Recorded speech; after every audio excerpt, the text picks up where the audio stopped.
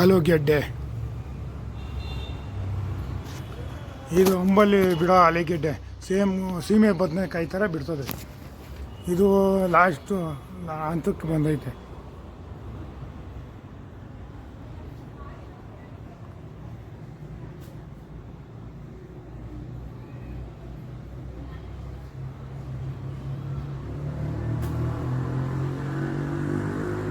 ಇದು ಬಳ್ಳಿ ಥರ ಬಿಡ್ತದೆ ಆಲೂಗೆಡ್ಡೆ. ಇದು 2 ವರ್ಷ ಆಯಿತು ಹಾಕಿ.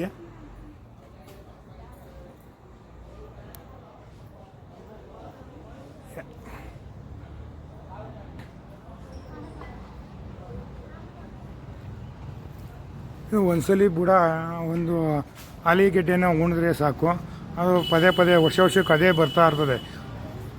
ವರ್ಷಕ್ಕೂ ಉಣಂಗಿಲ್ಲ. ಒಂದ್ಸಲಿ ಬುಡ ಈ ಥರ ಆಲೂಗೆಡ್ಡೆನ ಉಣ್ಬೇಕು. ಈ ಥರ ಇದು ಸೀಮೆ ಬದನೆಕಾಯಿ ಥರ ಅಂಬು ಒಂಥರ ಬಿಡ್ತದೆ. ಅದು ಶೋಗನ ಹಾಕೊಬೋದು ಮನೆ ಮುಂದೆ.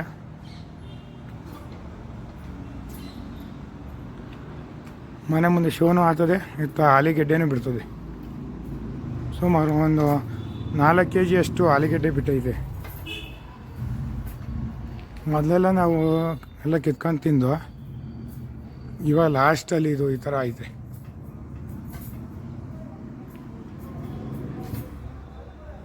ನೀವು ಶೋ ಗಿಡಗಳು ಹಾಕೋ ಬದಲು ಮನೆ ಮುಂದೆ ಈ ಥರ ಹಾಕಿ ಮನೆಗೆ ಆಲೂಗೆಡ್ಡೆನೂ ಆಗ್ತದೆ.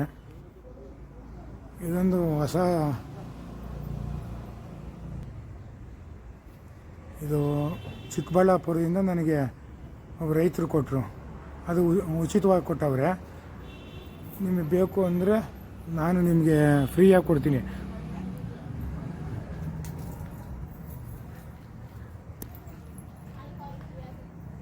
ಈ ಥರ ಶೋಗೆ ಬೆಳ್ಕೊಬೋದು.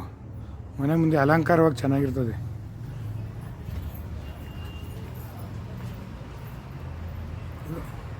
ಆಲೂಗೆಡ್ಡೆ, ಅಂಬಲ್ ಬೆಳೆಯೋ ಆಲೂಗೆಡ್ಡೆ ಇದು.